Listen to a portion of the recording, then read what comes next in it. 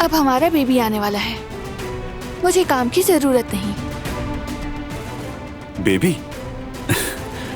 वाह भाई, मुबारक हो।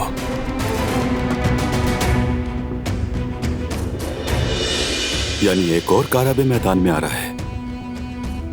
सच कहूं तो तुम्हारा हमारे साथ ना होने का अफसोस हुआ, लेकिन ये बच्चे वाली खबर ने उस अफसोस को भी मिटा दिया। मैं अब और वक्त नहीं लूंगा तुम्हारा। आप लोग वैसे भी काफी परेशान होंगे, इसलिए रुकना मुनासिब नहीं है। और वैसे भी दोबारा मुलाकात तो हो ही जाएगी आप लोगों से।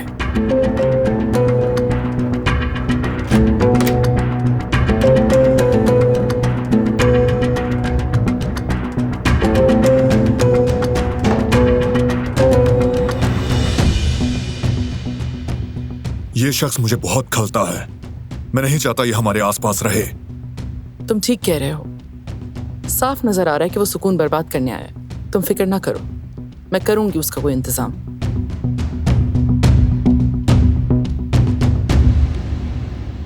मगर पहले डॉक्टर, चलो चलते हैं।